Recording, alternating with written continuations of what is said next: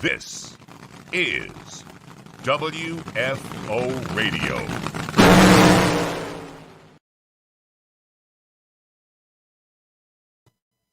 Hey everybody, WFO Radio is back from the SEMA show, back from Vegas. What a 9 days it was. I'm changed as a person. I'm just a different man. After 9 days in Vegas, baby, but we are good and we're getting ready for the Auto Club Finals. And on this show, you're going to hear from Alan Reinhart. You're going to hear from Steve Johnson. You're going to hear from Robert Hight out there at the SEMA show on location. We got a lot of great stuff, but we got to rebuild the audience, right? I know everybody's mad. Everybody's angry at WFO Joe for not doing shows last week, but I had some responsibilities in the NHRA booth, little stuff, and running around the studio, running around this convention center out there for the folks at Motorhead Garage. Got back on with those guys, and so just impossible to do the show. But the way I look at it is, right, like you can't miss me if I'm never gone. And so I'm back. I am back, WFO. If you love the show, share the show, retweet the show, forward it along, WFOradio.com, all that stuff. Got a lot of great stuff. Like I said, on location interview with Robert Hight. We're going to hear from Steve Johnson not long from now, and hopefully Alan Reinhardt, who is back from Vegas himself. But I want to tell you about who is making this show possible. We're talking about the folks at Torque Calibration Services of Australia. Think about that. We have got listeners down in Australia talking about Matt Clark, who just wants to be involved with the NHRA community here in the States and worldwide, and is sponsoring Champions Week, the final week of NHRA racing. They were established in 1989. They've been around for over 25 years, specializing in the calibration, sale, and adjustment of torque tools. They can do things as basic as a service report of calibration, all the way up to sales and new tools, et cetera, and so on. So go to their website, torquecalibrationservices.com.au. I put it up in the chat section right there for you to check out. And this is Matt. He is a Patreon. He's working with V8 supercars down there, but he loves drag racing. He's got his own drag racing car as well, and is looking forward to going racing ASAP. Check him out, Torque Calibration Services. And thank you, Matt, for stepping up to support WFO Radio. Also, big supporters, WFO, Frank Hawley's Drag Racing School, the Dragster Adventure, frankhawley.com. Really appreciate Frank and Lana and what they are doing. And they are giving people, regular people just like you, the opportunity to drive dragsters. Or better yet, as the holidays come and Black Friday approaches, this is a great gift for you to get for someone. A great gift for you to get someone as the holidays approach. Drive a dragster, change their perspective, change their life, give them a day that they'll remember forever. frankhawley.com. And check them out. Samtech.edu, the School of Automotive Machinists and Technology. Start your education at full speed. Blockhead, CNC programs, motorsport, EFI tuning. People looking to change your lives with a great career.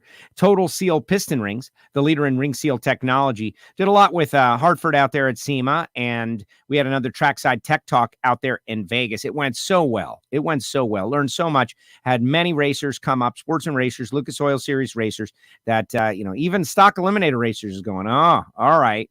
That's how we do. Okay. And going to Total Seal, listen to Hidden Horsepower. Also, just a Hidden Horsepower programming update. Frank Iaconio, the most recent guest on Hidden Horsepower, and he goes into all kinds of detail about all kinds of things, including the 1983 championship fiasco, where he was in many ways robbed of the championship, and the way this guy handles it, I would still be burning up on the inside, and he has just moved on, over 50 years in pro stock. Really amazing stuff, Frank Iaconio. Check out that episode. I've gotten a lot of positive feedback on that. TotalSeal.com. You can get it right there and listen right from the website. And then, of course, RodaxCoffeeandGrills.com. Marvin Rodax, hot sauces and spice rubs and everything good. Marvin is roasting coffee fresh per your order right now. If you want to create a blend for your business, you can talk to him about all of those things. He gets the best coffee from around the world, literally. Some of these coffee farms only make one bag of coffee per year, and Marvin gets access to it. It is pretty amazing. Go to RodaxCoffeeandGrills.com, 817-924-6821 for Marvin Rodak. Later on in the show, I'll tell you about how to get some WFO radio stickers for free, and I'll tell you about the WFO store. Saw Randy Lynn and the folks from Nitro Fish out there at the SEMA show as well. Bo Butner, Randy Lynn, all kinds of big news breaking, all of that stuff. Alan Reinhardt's down in the ready room. We're going to get Reinhardt on. We're going to talk to everybody and get your comments out there as everybody's checking in. Steve Johnson going to be on. But the first thing we're going to do is we're going to kick it out to the SEMA show for just a couple minutes on location in the NHRA booth with Robert Hight. who was there hanging out, and they're like, let's do an interview. And so this is it for WFO. Robert Hight's thoughts going into the Auto Club Finals, driving the Auto Club Camaro, and from championship contention to not.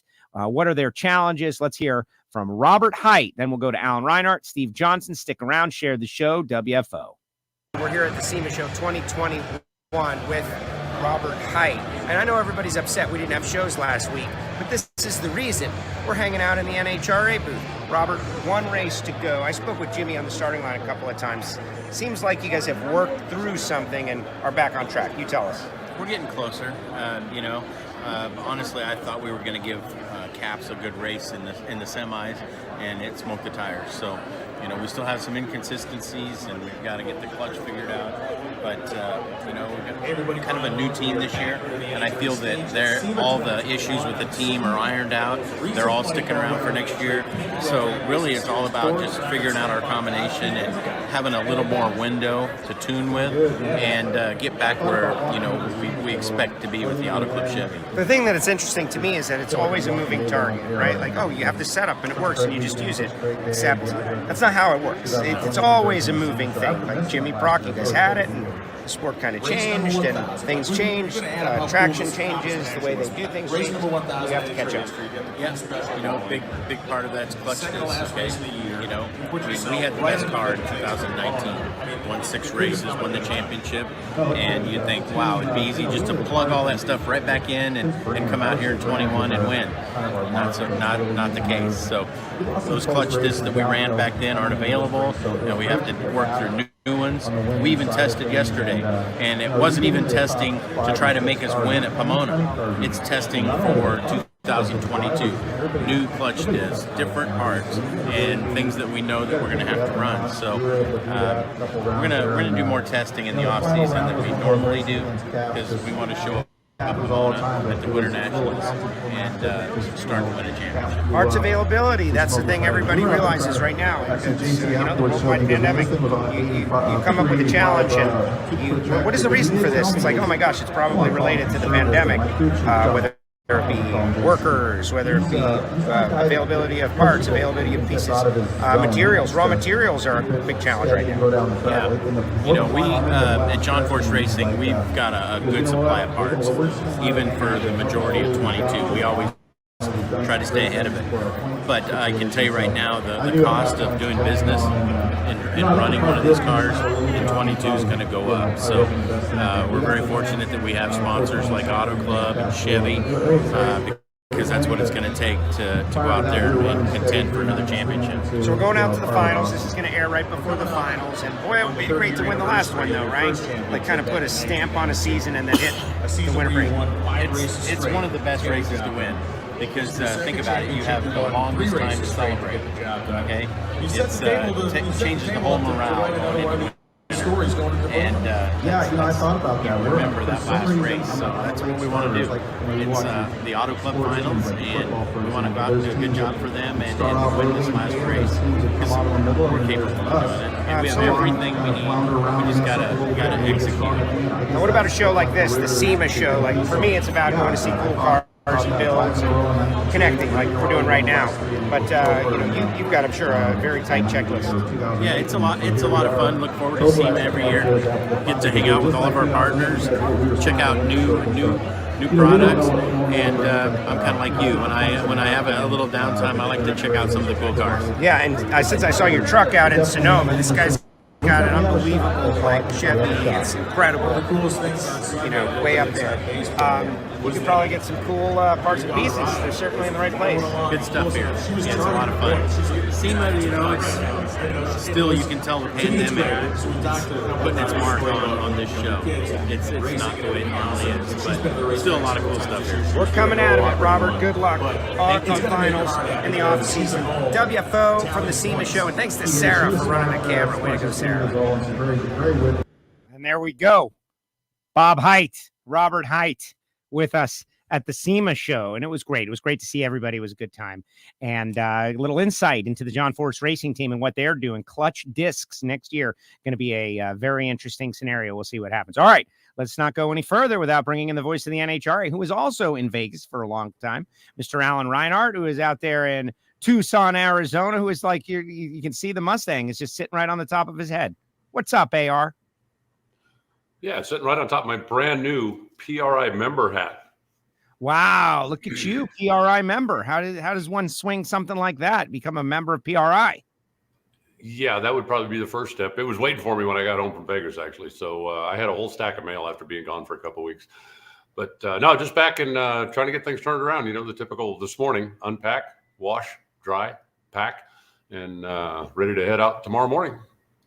Exactly. Heading to the Auto Club Finals. This is so exciting. It's so great. It's been a little bit of a minute since the Dodge SRT Las Vegas Nationals. We have to kind of like reconnect. Steve Johnson is going to be joining us at some point here on this show. I told him to connect quarter after or so. We can talk Pro Stock Motorcycle and he controlling his own destiny. We'll save that. But there's just so much that happened at that race. I want to get into the whole Erica Enders, Troy Coughlin scenario. I want to get your opinion on Factory Experimental coming back. I want to get your opinion on all those things. We'll go rapid fire.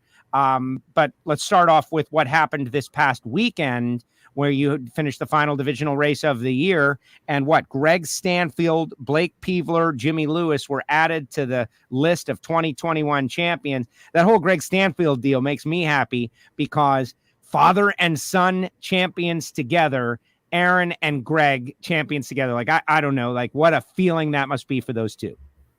Yeah, it's really cool. And for Greg, you know, really all he had to do was show up because the guys that were chasing him had a really tall mountain to climb. It comes down to basically you'd have to come out to Vegas and win out, and nobody came.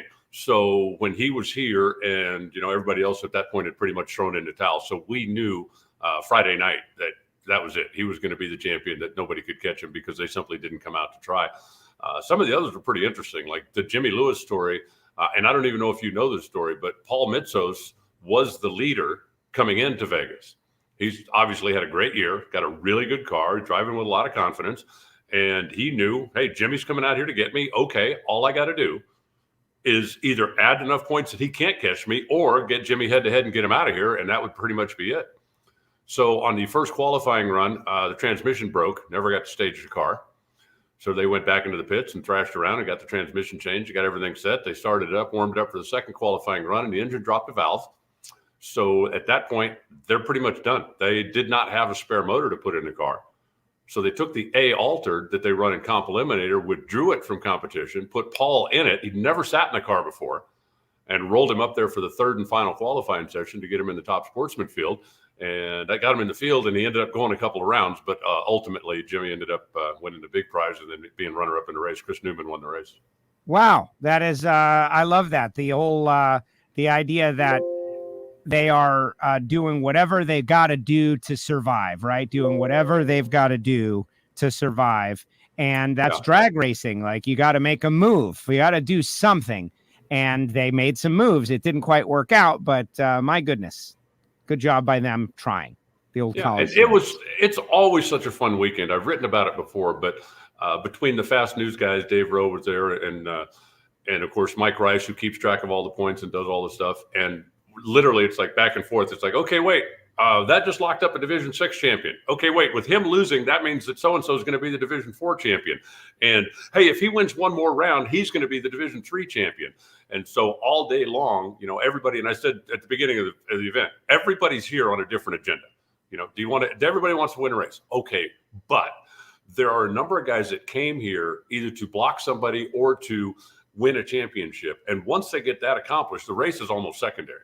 You just come for your first goal. And if your first goal is to secure or stop somebody or get past somebody, then that's what you got to do. And since it's the last regional race of the year, there were literally people from all over the place. There were like 6 or 7 Division I Super Gas and Super Comp guys there. Why? And right. Because they've got another agenda. And, at the end of the whole thing, Mike Anderson ended up winning that division championship. Jerry Emmons went 005 red when he was 1 round away from taking over the lead in the world. So he's going to Pomona, still chasing because he's still got that race to claim for the world. Not for the division. Randy Lynn actually is a Division 3 champ in Stock Eliminator. That happened this weekend or became official here this weekend. So just a lot of stuff going on. And it's always a really fun race for that reason, if for no other reason. Just we had 3 days of really good weather, really good racing. The alcohol funny car thing was determined last week. But Doug Gordon came in, won the Division 7 championship or the West Region championship here this weekend. And then he and Sean Bellemere put on a race for the ages in the final round of that thing. And, nobody all weekend long had run a 540 anything. And in the final round, Sean was 029, Doug was 030. They both ran 549, and Sean wins the race by 0.004 of a second. And that's the way the funny car wrapped up. So it's just like all day, all weekend long, there was something going on, something that was more than just two cars going down the racetrack to try to keep track of. That is tremendous. No, very exciting, and that's what it's supposed to be. One of these years, I will, try to do the stay out. I will see. I saw you in the NHRA booth at the SEMA show when you came back into town, or however you worked that deal. And I'm just done with Vegas at the end of it to go a couple more days and then head on to Pomona. It's going to take another gear of intensity, but I want to do it one day because the racers are so excited. Spoke with Jackie Frick a little bit in the NHRA booth about, coming down to the final round of the final race against Rachel Meyer. That was decided. You mentioned Sean Bellemere, just so much going on at the Dodge SRT Nationals. We're going to talk all about it, but our guest is on there. Steve Johnson appears to be like walking around his shop looking for exactly the perfect location, Alan, to do this interview. So I'm going to give him maybe 10 more seconds to just pick a spot. And then it's you, me, Steve Johnson. This guy raced his way into contention where he controls his own destiny with 1.5 points at the Auto Club Finals. If Steve Johnson goes on and wins the race, that 30 points will mean that he is a champ since he is behind by 20 points, which is pretty amazing. It hasn't been a perfect countdown for Steve, but it hasn't been a perfect countdown for anybody. Let's bring him on, Mr. Steve Johnson. Here he is. What's hey, woo! The crowd goes wild. They go wild. Get in the middle, Steve. You can see yourself. Get in the middle of your screen. The other way. There you go. There it is. So what are you doing, Steve? I saw you at the SEMA show. You were pretty fired up. You were working the halls, doing the deal. What was it like knowing you got a shot to win the championship? I am so excited. I just keep trying to relate things to other people to try to, to just try to get them to understand more. That's what they teach in media school. And I've not been in the waiting room.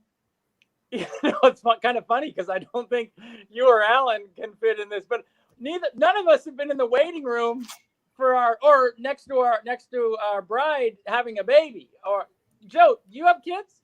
No. Okay. No. So, but a lot of people have kids. So I thought that, or, taking the bar is something that none of us probably have done. But no. I can imagine the excitement. It's easy to, trying to get your diploma or walking down the aisle at a big graduation. I went to a wedding this weekend.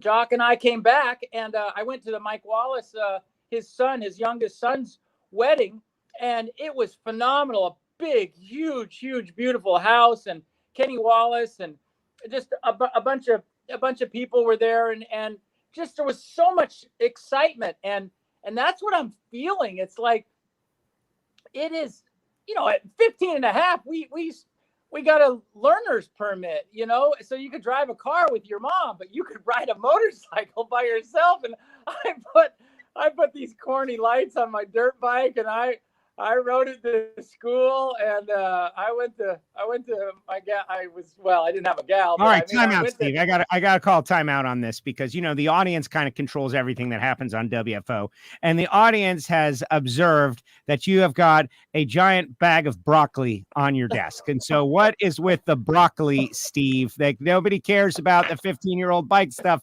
They want to know about the bag of broccoli on the desk. That's WFO universe for you. Well, it's a little corny. I went to a party last night. We had a party, and I took our Wally. The 1000th NHRA National event Wally.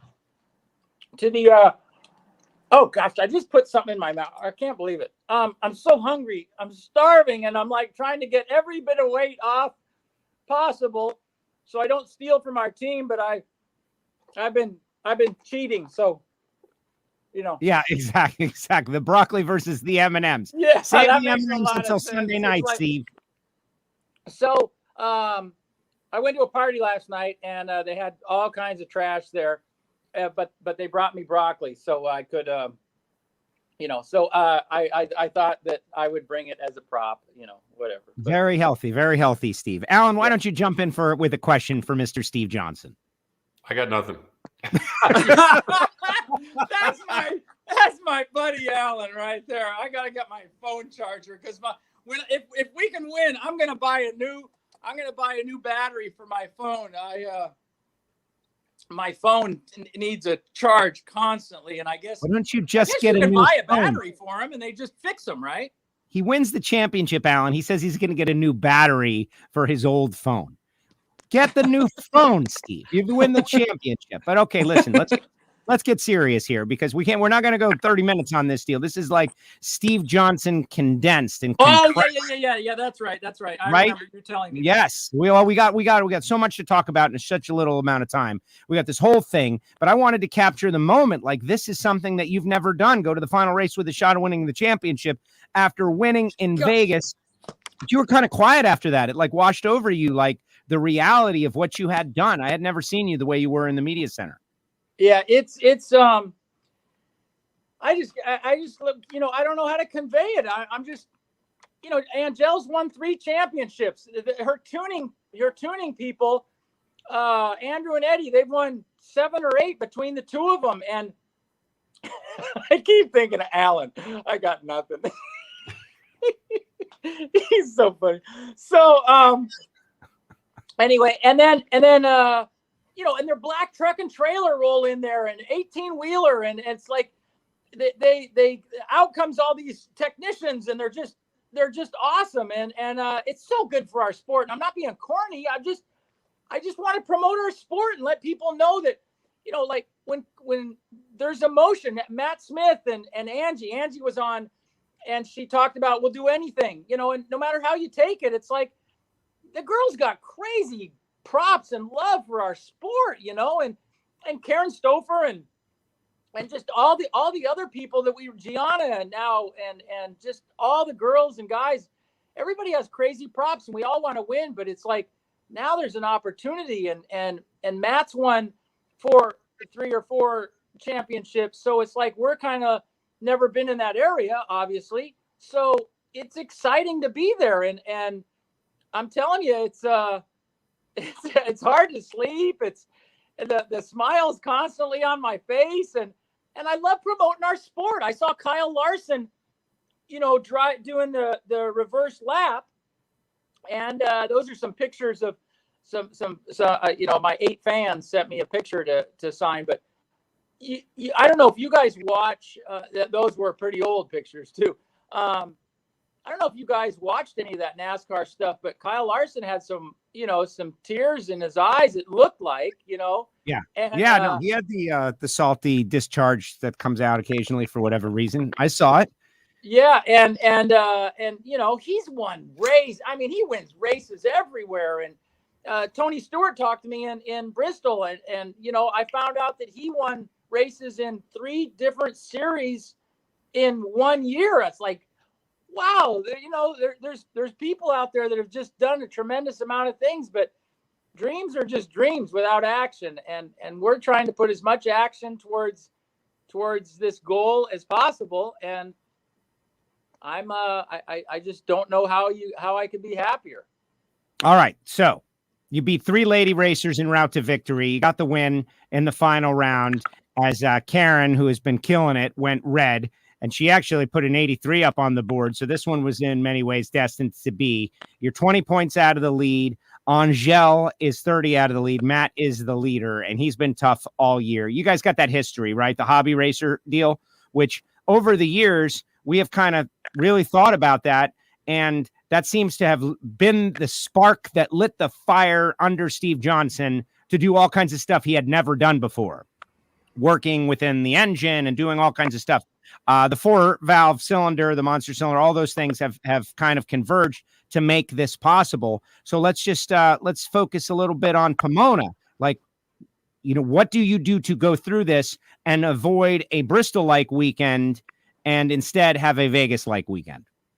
Well, I'm telling you, Pomona's hometown, and that's exciting. I grew up and born and raised right there, right right there in the San Fernando Valley, which is 40 minutes away. But Bristol or Pomona's got a very unique and a tricky starting line. So if it was my choice, we wouldn't be going to Bristol or Pomona for this last race.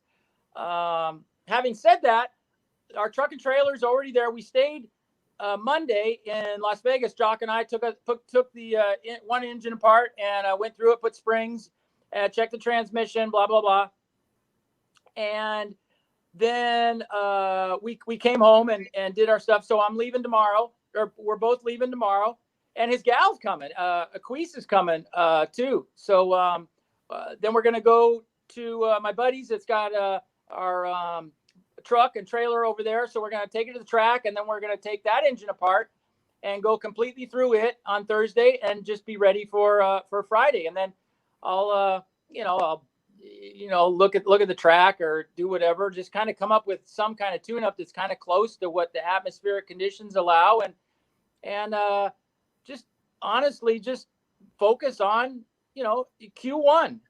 You can't get to Q. There's no reason to focus on Q2 or R1 or anything else if you can't get through Q1. So we've got an awful lot of people showing up, and I'm really blessed to have friends that, we used to street race in Southern California long, in the 80s, and it was, it was dumb to do. It was crazy. It was just part of life, and it's how we learned. But going to Orange County and listening to the commercials in the old days, 64 funny cars. I mean, that was cool stuff, so to remember that all now. But I think the reality is it's a time to really create something that I've always wanted to do, 30 something years.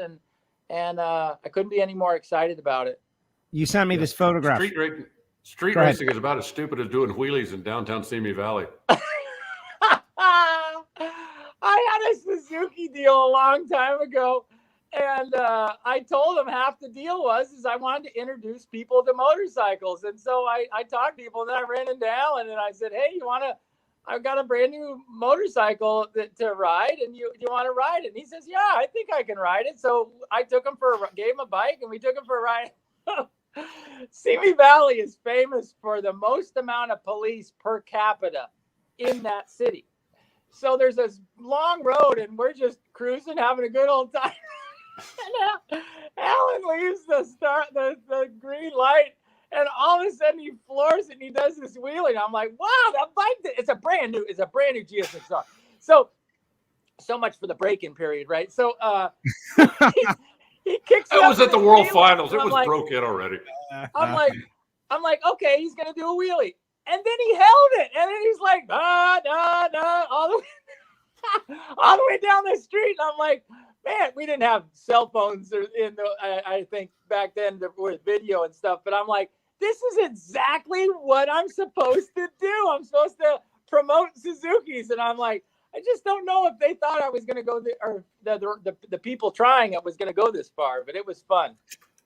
Wow, Reinhardt he tricked you. Yeah, I think I could maybe ride it. I could maybe ride it. Let's see. Yeah, and then he's out there. Sinker, man. To be fair, he knew I knew how to ride bikes. I'd ridden a couple of them before, and that was the year, for whatever reason, that we didn't do the banquet on Monday. They did the banquet on Tuesday, so we had a whole Monday to kill. So we got on the bikes and just went for a cruise. We were gone 4 or 5 hours, but yeah, I rode this thing on a back tire about 3 blocks, and he pulls up next to me at the next light. And he goes, "Hey, do you know how many cops are in Simi Valley?" Why did you see one? But in all fairness, I did know he rides, but I didn't know he could do a 3-block long wheelie on a GSXR 1100. Can you do a 3-block long wheelie on a? No, okay. not at all. So we were talking down. We were going down that. I love our platform because as you know, I talk about skilled trades a lot, and Alan does the deal, and I think you've even done the deal with our Yes event. The NHRA has a Yes event, and we always promote it. So I talk about skilled trades, but I reached out to another school that I was going to do skilled trades in a career day with them, and we didn't have the approval to get to the high school, but we did have approval to talk to the kindergarten. Oh boy! So I did a Zoom call with the kindergarten, and they wanted me to talk about careers. So I said, what do your parents do when they drop you off at school? And they said they go to work. And I go, why do they go to work? And they said to get money. And I'm like, well, what do you do with money? And the kids all said together, they buy things. So at the end of my little presentation, I had each one stand up and say what they wanted to do. When they grow up, that's the popular phrase. What do you want to do when you grow up? So they all stood up, and fireman, basketball player, racer, blah, blah, blah. So I sent them a letter, thanked them for their time, and I asked them if they'd draw me a picture. And I'm telling you this because I think there's an opportunity to do this no matter who you are, but it is just kind of special to represent NHRA, and I feel like I do as good a job as I can, and Pro Stock Motorcycles, and let people know that we're more than just racers. Even I can believe that Matt Smith, has got some depth in other areas. But they sent me a card. Here's the card, and then they drew me these pictures, and here this one's it's backwards, but it's a police officer, and I don't really know what it is. But it's chasing Alan Reinhardt doing the wheelie is what it is. This one, the little girl, she wrote she was a princess. And there was a racer in here somewhere. It's got a car. It's got a picture of a car.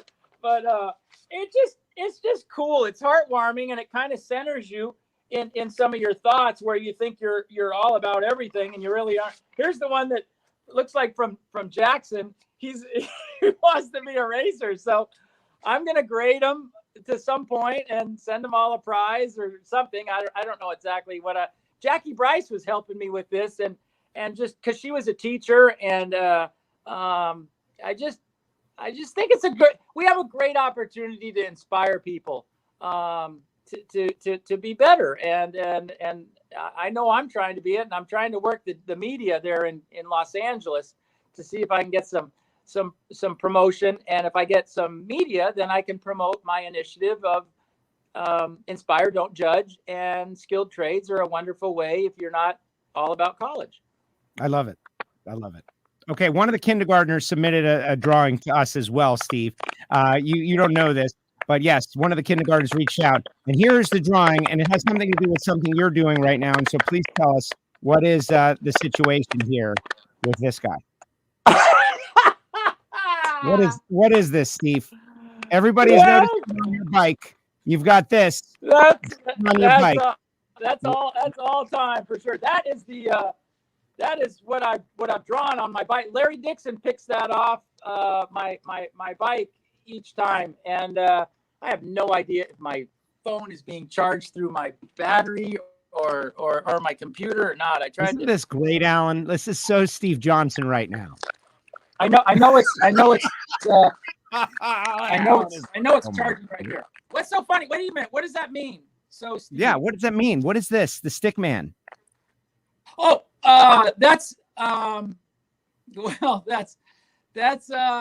just the fact that I'm, you can have all the fancy clothes, you can have a helmet, you can have everything, but at the end of the day, you got to use your brain to get what you want to do, and that's really just reminded me to use my brain I have a huge advantage because I've been to the Frank Hawley drag racing school, and George Bryce taught that. I promote that a lot. I promote, getting educated by anything, whatever goal you have. So that school and George have been a great help to keep me focused on a goal. And I learn a little bit about God. Even George is really changed into a lot of things and a lot of positive things. And so just learn. I love education. So, that's just something. Larry comes and he talks to me. He says, man, are you going to do this? And I said, yes. And are you going to give me a good light? And I'm like, yes. And so I hope to do that. So that the stick man is about Larry coming over and taking that off and looking at me and talking to me, because believe it or not, in Las Vegas a couple of years ago, I missed a shift and I literally forgot the shift. And I'd swear, I've never said this, but I'd swear we would have beat Matt in 18 or 19 if I wouldn't have missed that shift, because it was close race. and I just forgot. I absolutely forgot to push the darn button going into third gear, and it went on the rev limiter, and it smoked the run. So Larry's there to remind me what I'm supposed to do after the burnout. There you go. I love the stick man. I'd like to see it end up on your shirts at some point. For those that don't know, look at Steve's bike as he pulls into the water box each time, and he's got a version of this. This is the one that was sent to us by the kindergartners. All right, Steve, final thought. Really appreciate what you've done this year. It's amazing, but you've got a chance to finish it off, right? And I think you've got your fans riding along with you. Angel's got fans. Matt's got fans. Everyone's got fans. You guys are going to put on a show. What's your final thought for the WFO universe? Well, I didn't know what I was going to there's always a final thought. I find it fascinating, a little off topic. I find it fascinating for Matt. He has sponsors and he has friends. So, I'd like to ask Alan to answer your question. I'd like to ask Alan to answer this question. If you had sponsors and friends and you were in a championship and you were leading the race and somebody asked you, who has the best bike out there? What would you say, Alan, if you were Matt? Well, right now, you have the best bike out there. But I think if I'm Matt, I'm using that as motivation I can't be complacent. I can't get comfortable. I can't just sit back and ride because I am chasing him or her no matter what. I don't care what the points say.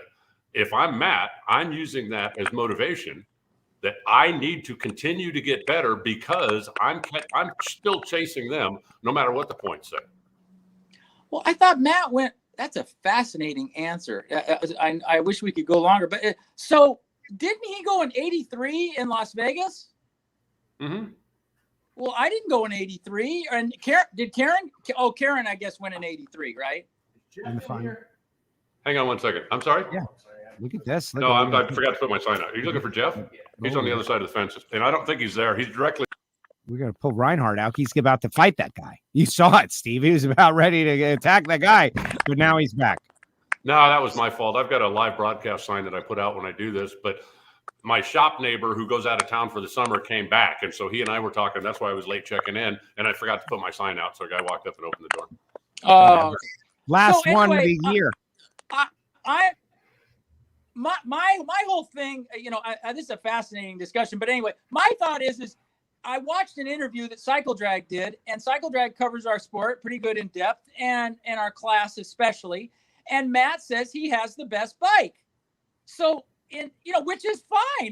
That's his opinion and everything. But at the same time, when he tells everybody he has the best bike, then he tells everybody, oh yeah, NHRA is going to add 15 or 20 pounds to the Suzuki. And I'm just fascinated when the proverbial, I'm going to talk, I have the fastest bike. And then out of the other side, you say, I need the Suzuki's got to have 15 or 20 pounds. He talks out of both sides of his mouth. And I don't even follow that kind of thought process. It's so strange to me. And I got to believe that other people, there's at least one other person on this planet that sees what I see. And that's my thought. My thought is obviously finishing this year, but it really is about next year as well. Steve, did you ever play sports when you were a kid? Yeah. Did you ever work the ref? Wow, no, I didn't. You never worked the ref? You never went up and went, hey, watch this guy, he's holding me, or hey, watch this guy, watch it. You're working the ref because you want him to be skewed your direction? I guess okay. I guess, yes, Alan, I have worked a ref. I didn't realize that. That's been a part of sports since the first game. Okay. All right. Well, he's clearly ahead of me again then. He got me 20 points in the Camping World Championship, and he's got me on the on working the tech department. Matt is Tricky Ricky's kid, and he has 50 years of experience that was imparted upon him just from that fact. And he says he's building a Suzuki too, so why would he want to put weight on himself? Anyway, we'll see. Steve, I really appreciate you. I'm happy that you get to go through this. I am just excited if you win that you'll be able to get a new phone with a great battery. Like, that's my goal for you. Hey, Steve, don't you have a laptop computer? A new stick man. And a new stick Steve, man. do you have a laptop computer? I do, and I couldn't figure out why how to aren't get you the using link that on the laptop. It's okay. What do you mean you can't get the link on the laptop? Open the email, click the link. No, I texted it to him, Alan. Oh. That one's on me. I texted it to him. That one's on me. I just fired it off to his phone. I figured, he wants to use the phone. He's Steve Johnson. He's mobile. He does his stuff.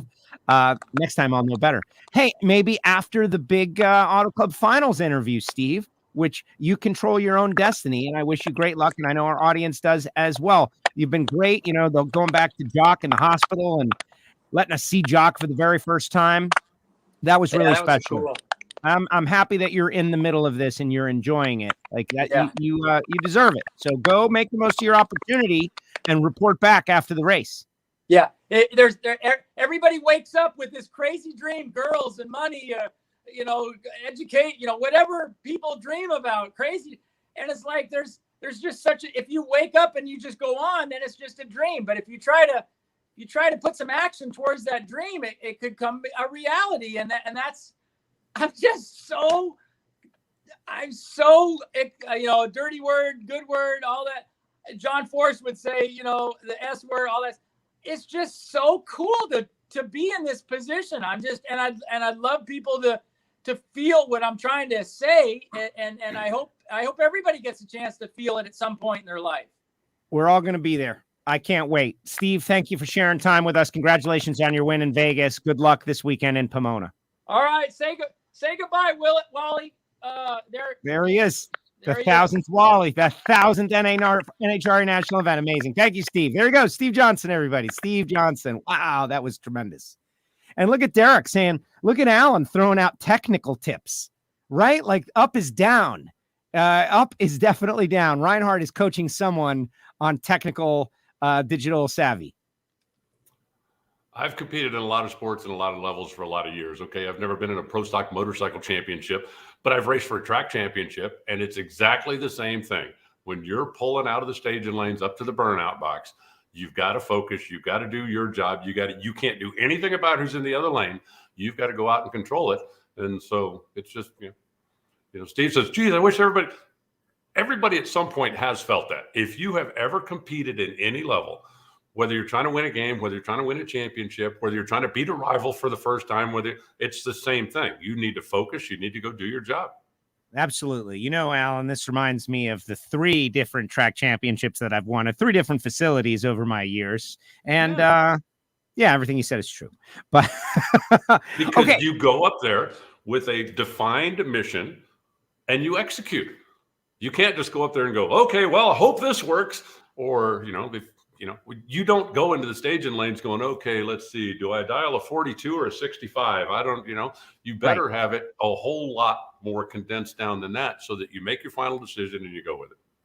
Well, I think that Steve is absolutely in the mix. And we spoke with Angel a couple of weeks ago. Now we have spoken with Steve. Matt has been on countless times. And there's all these different advantages, right? Like Angel has got Vance and Hines, and she's the rider, and she's out there, and she's got Andrew Tuning. And Matt, I think, is like the quintessential racer. Like there's some gamesmanship going on there. And Steve is, I think, the emotional favorite for a lot of people. Just that category alone is going to be great to watch. Well, let's move forward, though, because we do have a lot of ground to cover. Justin has a question. I saw a post by National Dragster saying that technically there's more drivers 6 contention for Funny Car, but I thought it was between Capps, Hagan, and Cruz. Mathematical versus actual. Can you explain that to people? Because I think there are 3 people with legitimate, real chances, because Capps, Hagan, and Cruz, they're going to show up to the track. Yeah, there are 187 points available because of the points and a half that are in Pomona. Extra qualifying points, extra everything as you go through. So if you're 186 points out and you're in 7th place, if the top 6 don't show up and you run the table, you could be the champion. So you are technically still alive in the championship. There it is. Look at this, Reinhardt doing business. I love it. UPS. I think it's fantastic. I can't believe I forgot to put my sign on the door. But that's why it says that there are X number of drivers that still are in contention. Now, once we run Q1 and everybody picks up their 10 points for showing up and making an attempt and doing, which is actually 15, then that list is going to drop a little bit. Once we get qualified, where all the cars that qualified pick up an extra 30 points, which it would get as a round one loser, we're going to shorten that list down a little bit as well. So, mathematically alive, and still it's exactly the same reason with 14 seconds to go in the Super Bowl. If you're up by 6 touchdowns, you don't celebrate until the 14 seconds runs off the clock. Because technically, it's still possible, even though it ain't going to happen. Right. Well, exactly. And so that's for everybody to understand. It's very challenging when you're creating these graphics or on-stage appearances before the race. Like, who do you not include? And out there in Vegas, we had Matt, and we had Angel, and we had Steve, and we didn't have Eddie. And Eddie was like, oh, man, but it didn't seem legitimately possible that was going to happen, especially looking at the ladder. And so we made that call, but the math of it all says it's possible. Hey, I want to tell everybody, we are going to talk the Erica Greg situation very soon. So if you're into that, retweet the show, share the show, do it now. Let's get that audience up, because this is very important going into this final race. But let's talk funny car, since we just got a funny car question. That round one of funny car, I really wanted to talk to you last week at the SEMA show. Like, wasn't that one of the most spectacular single rounds of racing, like shocking moments that you've seen? Yeah. Round one funny car in Vegas at the 1,000th event. Yeah, it's exactly what we always talk about, right? That, okay, if you're second place and you're 100 points back, you just need one guy to stub their toe, and you can make up a lot of points and you can get right back in the race. But if you're fifth points and you're 100, I mean, really, do you expect 4 guys to really stumble? And then we go out there and 1, 2, and 3 all stumble. So, that was the classic, this could never happen scenario. Oh, look, here it is. And because I got to tell you, and I said it at the time, when you'd had the 5 guys in pre-race, they're still alive for the championship, and Cruz was one of them. I'm sitting in the tower going, Cruz ain't one of them. I mean, yeah, okay, mathematically, but look at what has to, and then at the end of the day, it's like, well, damned if Cruz isn't one of them. Yeah. So, that's why you go up and race. But yeah, it was bizarre, with John's car shutting off, with Matt having a problem, with JR getting beat. All of a sudden, it's like, okay, here you go. Here's your 2 guys that now have a chance to really make some hay. And they did. They made about as much as they could, getting all the way to the final round. And Cruz is going to join us on the show tomorrow, 12:30, guys, 12:30 Eastern time, 12:30 p.m. Eastern time. Cruz is going to be on the show. We're going to talk about it. Yeah, no, they are very much in the fight. But I know Caps was like, I don't know what he's dying back there, right? Like, knowing that this is all happening and this is it. This is the opportunity. Can we get through this one and get on a roll? And they rolled all the way to the final round. So did Cruz. They lost at Cruz. Cruz wins the 1,000th event. He'll be on tomorrow. But Ron Capps is in the driver's seat. He's got a 58-point lead over Hagan. I'm sure they would love to extend that in qualifying. How big are those couple of qualifying points if they can put that over 60? And Ron Capps has had a better car in qualifying this year than he's ever had in his career. There have been, for all of those years when, like Ron Tobler was at the helm and all the guys that, and I love Ron Tobler, but Ron Tobler is not a guy who's going out for the number 1 qualifying spot. He's a guy that's going out to find his sweet spot so that on race day, he's got a better chance, he feels, of winning the race. And it's hard to argue with the success that he's had. But you remember, they lost a championship one year when they won one more round than Robert Hight did. But Robert had so many qualifying points that he made up that round and more, and it was able to carry him to the championship. Well, this year, Ron Capps has got a better qualifying car than he has ever had. So if he can extend that to another round, as David Grubnick says all the time, 1 point could be 1,000 if it's the right one. And if they can go into Sunday 61 points up instead of 60 up, that's huge, because that's an entire extra round that somebody's going to have to go in order to catch him. Yeah, amazing what every run down the racetrack this weekend is going to be of significance. Like, every run down the racetrack is going to be meaningful at the Auto Club Finals. Hopefully, if you're anywhere in the area, I know, there were concerns about the pandemic and such, but, if you can make it out there, you feel comfortable coming out there, I'm going to be there. Like, I'm going to these races. Like, come on out, experience this race. It's going to be insanity. Just all the layers and the championships and the things going on through the entire event. Capps is in position, but Cruz is not out of it. Hagan, of course, is not out of it as well. He could, come back in a big way with Dickie Venables and those guys. I'm interested to see how it plays out because you've got three really top tier teams. Someone asks, what happened to John Force? Why did his car shut off? Like in the end, those are the things that separate championship seasons from not. Weird happenings. Well, something triggered the Leahy system, and I honestly don't know. I don't know if it burned a piston or if something weird happened, but something triggered the Leahy system and shut it off, which every car out there has it. It's a safety system that is supposed to shut the car off when you have a small problem to keep you from having a catastrophic problem. So whatever it was is what it was, but there ain't nothing you can do about it now. Just go forward.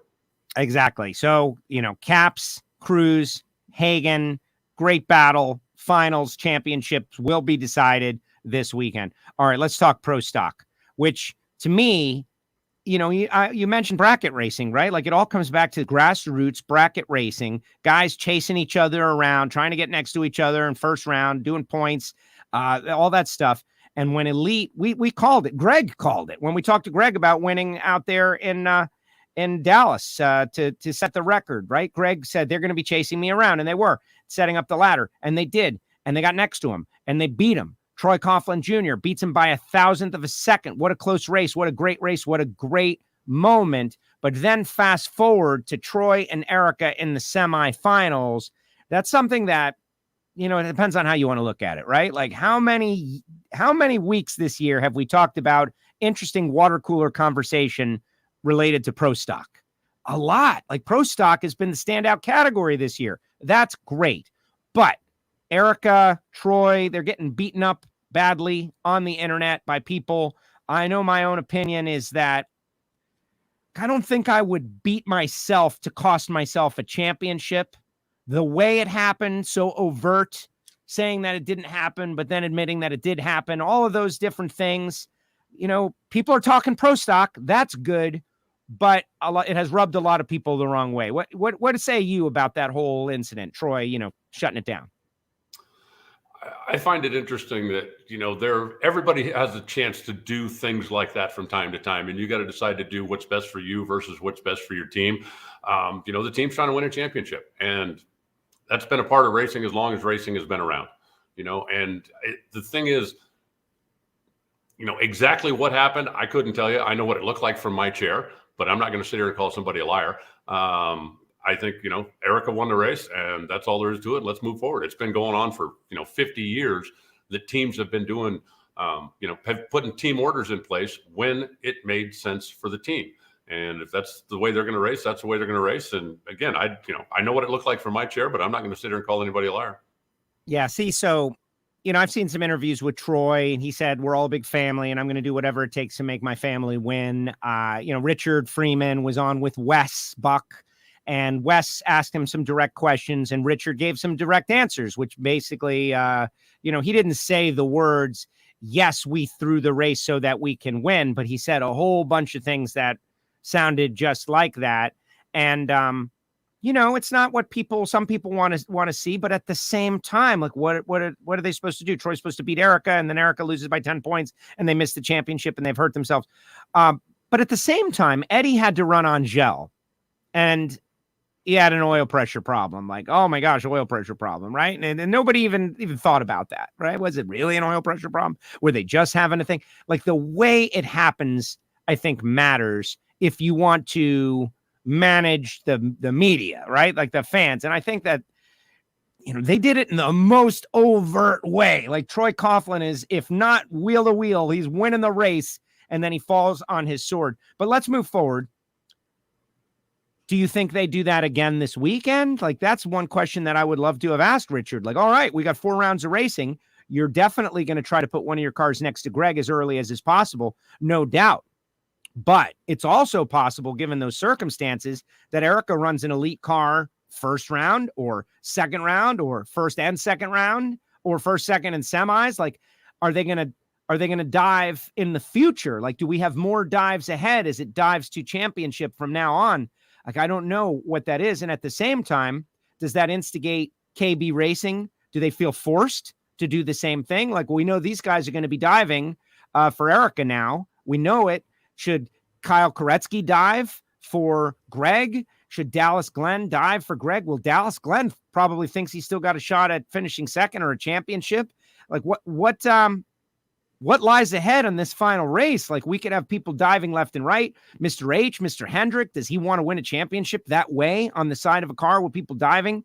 Do we have two different ethical codes battling each other in drag racing right now? One team that is willing to do whatever it takes to win, including lose on purpose for their team. And then you got another team that's got a responsibility to a sponsor that can't. Like all of these things are floating around in the ether. It's not that simple. I think one person sneezed and you're turning it into an epidemic. It's World Championship, pro stock. That's what they did. Why don't we wait and see? It's fun. Why don't we wait and see? Well, exactly. I don't know. We don't know what the ladder's going to look like in Pomona. We don't know where to go. We don't know. Let's go to Pomona and let's see how it lines up. We could talk about this for the next 3 days, and they could end up not having team cars race each other all day long. And we're just, I've always been more about, let's talk about what has happened, not what might happen. And I have no idea what's going to happen in Pomona. We'll get there and we'll set the ladder and we'll see where we go. That's what's going to happen in Pomona. I know, or I think I know, if you look at the points, those qualifying points could be huge for exactly what they're separated by 28, right? Yeah. So 32. Okay. So Erica has a possibility to cut a whole round off if she can go out and pick up some qualifying points. It wouldn't make a whole lot of sense for her to shut off in qualifying. And if Greg is going to go out there and try to play the ladder game or do some of that kind of stuff, then he stands a very good chance of giving up a whole round before he gets there. And as far as everybody else does, I don't care. Let him do it. And let's just see. I mean, I'd rather just watch and see how it plays out than come up with a whole doomsday scenario about what might happen. In my mind, this is a lot like looking at the weather forecast 2 weeks out and going, oh my God, there's clouds. What are we going to do? We're going to go to the racetrack and we're going to see what happens. That's what we've always done. Yeah. I don't know. If I was KB Racing, I would be trying to make some plans. I would be trying to figure out what the best way to counter this move. They've shown you. Win the race. You have the best car. You've had the best car all year long. All you have to do is win the race, and it don't matter a lick what anybody else does. That's true. And you've had the best car all year long. Just go out and win the race. Yeah. Well, we'll see. We shall see this weekend. It's kind of interesting. I don't know. But in the end, you've got Erica and you've got Greg, so you'll have a deserving champion regardless. Both two of the greatest we've ever had. I don't know. If I was KB Racing, I would probably be trying to figure out how to make some counter moves because, 1 round, 2 round, 3 rounds, anything is possible right now. Now that we know we've been told this is what we're going to do. If you have the best car, why would you get away from a single-minded strategy of let's win this race? You have the best car. It's not like you got to, to use a NASCAR term, it's not like you got to win it on pit strategy. It's not like you have the best car. Why would you get focused on anything other than just win the race? Oh, well, definitely. But I mean, why didn't Troy Coughlin win the race? He had a great car. Could have won his first race ever. He didn't. What can Greg do about that? No, you have the point lead and you have the best car. I would not spend 1 ounce of energy worrying about anything other than winning the race. Well, if it was me. I agree. And I think he will. And I think that's Greg's move. And, some are saying that Troy took that upon himself. Like that was a decision that Troy made on his own. And maybe it was. Like that's very possible, right? Like, why am I going to do this? I'm going to just fall on my sword. That's where that term comes from. But we'll see. Maybe Greg's teammates will decide the same thing. And that's why you got to watch. Let's see. Monica says, I'm sure those teams are thinking things in the back of their minds. Lonnie says it's speculation. I remember Angie Smith put on an awesome burnout show at the finals against her hubby for the championship. Yeah, like these things happen. It's just, how do they happen? When do they happen? We will see. And then, of course, there's Top Fuel, right? Where Steve, I don't know what his number is.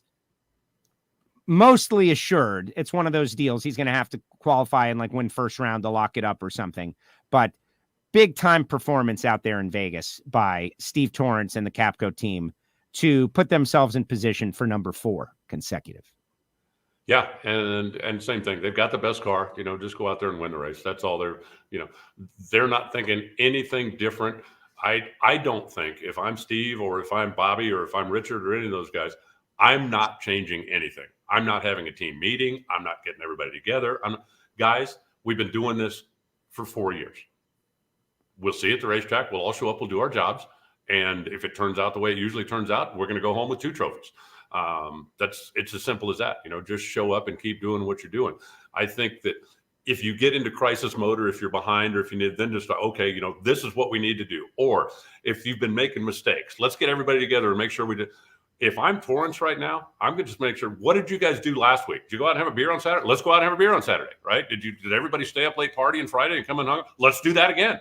Let's do what was it? General Grant said, somebody told the president, this guy gets drunk every night. And he said, well, find out what kind of whiskey he's drinking. I want to send it to my other generals because he's getting the job done and they're not. So if I'm the Capco boys, I'm not changing nothing. Just keep exactly what you've been doing. Like I said, I don't think you need a meeting. I don't think you need a rah-rah session. I don't think you need an all for one. Just do exactly what you've been doing. It's been working perfectly.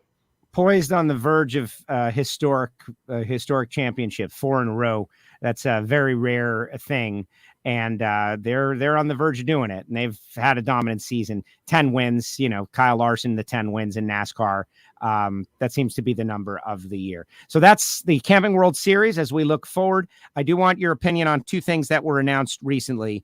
One, factory experimental. I am super excited about factory experimental. I feel like this is kind of an idea that was thrown out there a couple of years back as like maybe what Pro Stock could be, should be, whatever.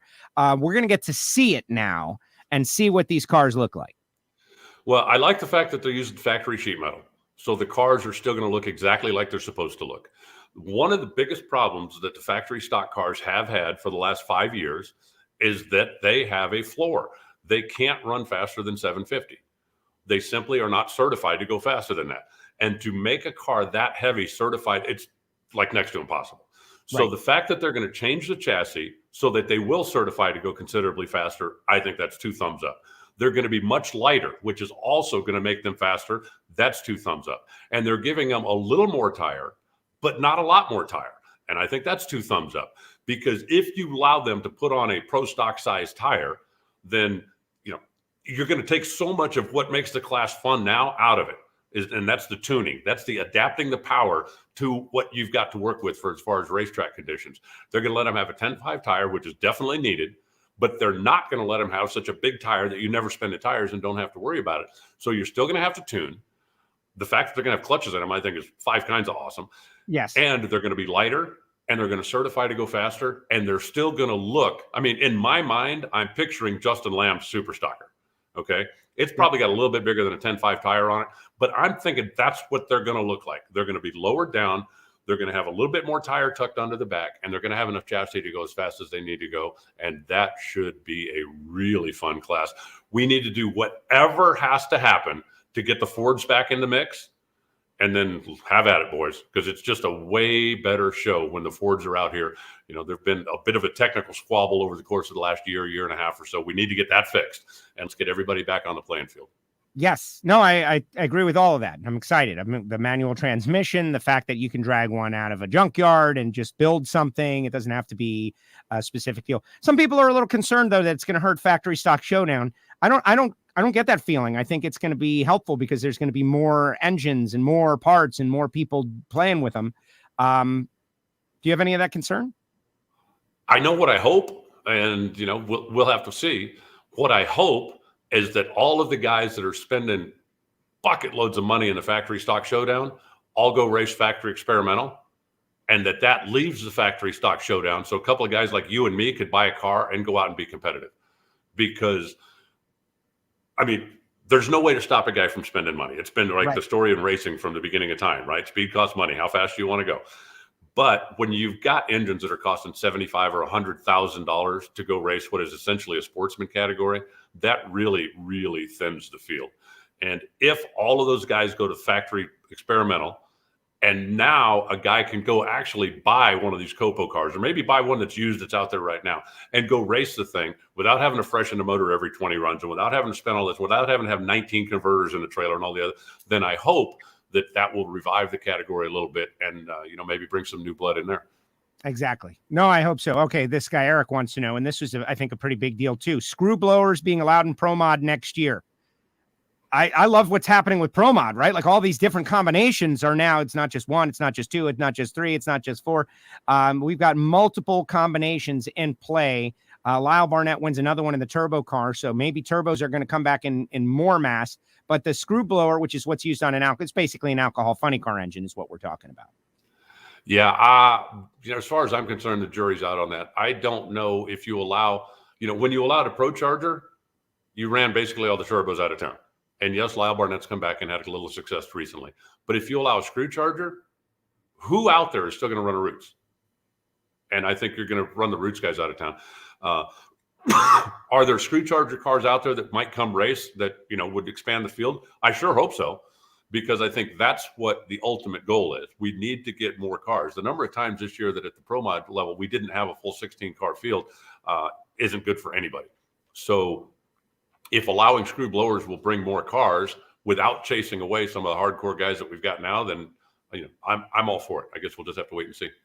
And speaking of factory showdown cars for sale, Robert Falcone from Yorktown Heights, Sawmill Auto Sales, the one that John Serbone ran and won with, finished 8th in 2020 and 5th in 2021. That car's for sale. It's up on for $100,000. You get a car to go out there and just win. Maybe this is it. This is Joe and Alan Racing.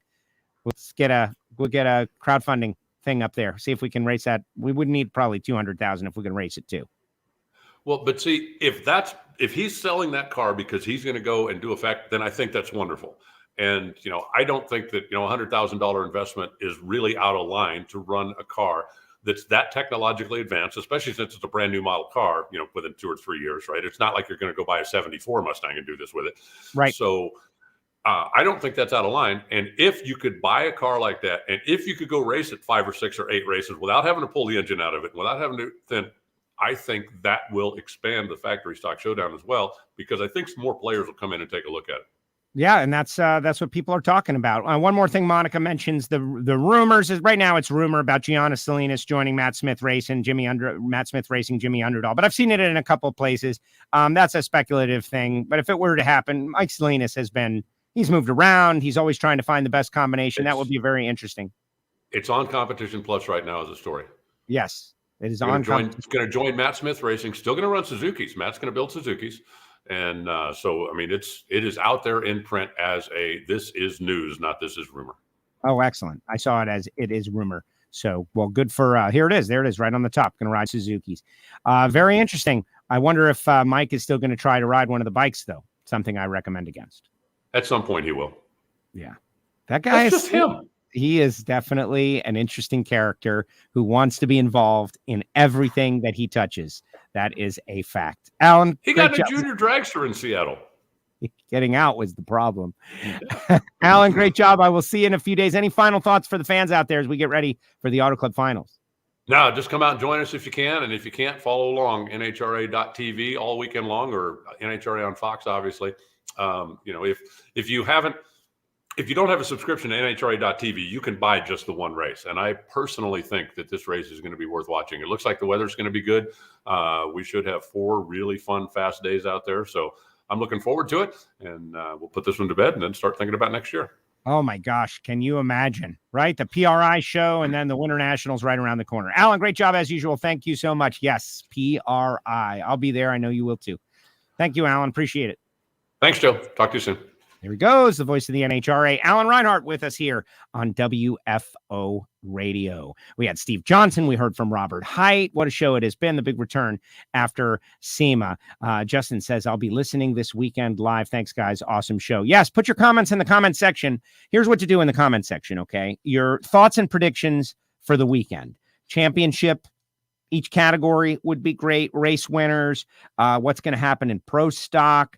all of those things. Let's get them in the comments section, and I'll cycle through them at the conclusion of the show. I'm really interested in hearing what everybody's got to say. Remember, 12:30 tomorrow, we got Cruz Pedregon is going to be on. We're going to talk to the cruiser. We spoke with Caps before the most recent race. We'll speak with Cruz and see where this all, figures out, like what's going to happen. One thing is for certain, when we look back at 2021 NHRA, it was the comeback year it needed to be.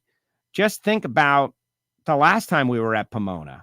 We didn't have a Winter Nationals. We started in Gainesville. We were in Pomona in the middle of the year, and it was still kind of, sketchy. The ground that we as people, as a country, as drag racing fans have covered just to return to normalcy, getting back from SEMA, right? Being at SEMA, being inside, being with thousands of people and around thousands of people inside a trade show, feeling pretty comfortable about it.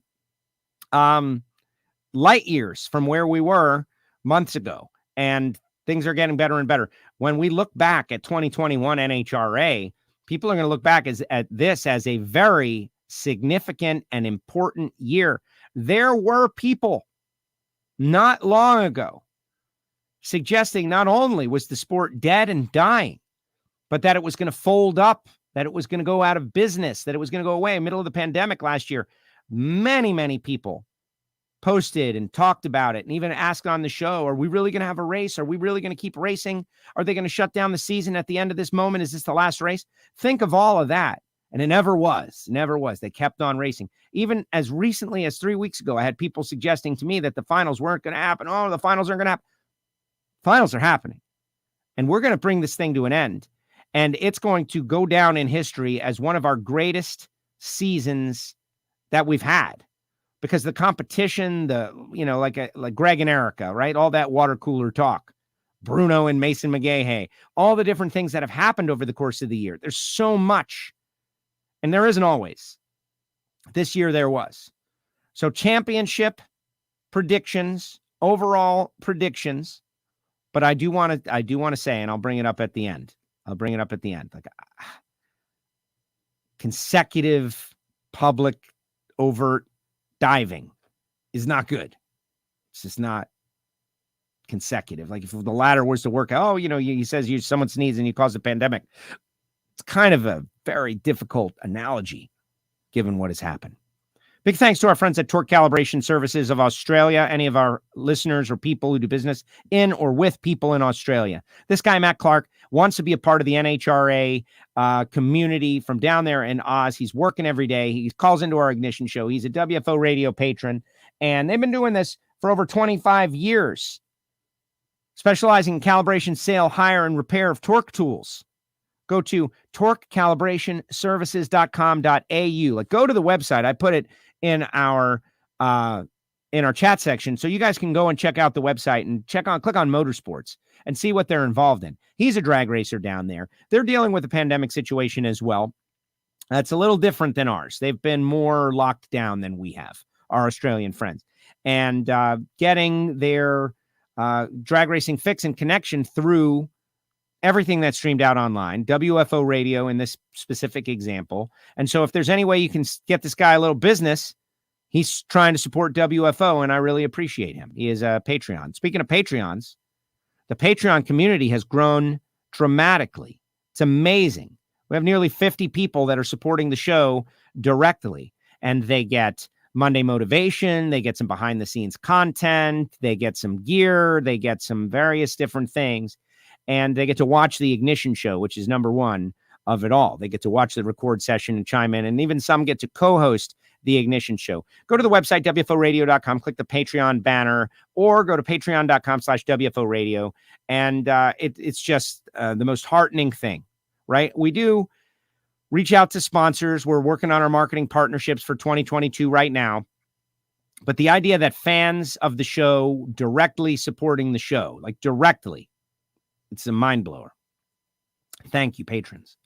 Marvin Rodak, Rodak'sCoffeeandGrills.com. Order some coffee for the holidays. I know Black Friday is coming up and everybody's starting to think about what they're going to get for gift. I'm telling you, you're not going to lose out when you send a pound of coffee, a bottle of hot sauce, and a container of spice rub to whoever it is. It's going to make their quality of life better. It's going to last them for, a couple of weeks at least. and they're going to be thinking about you and your gift every time they enjoy a wonderful meal. It's such a great gift. Such a great gift. Call Marvin, 817-924-6821. We call them holiday packs.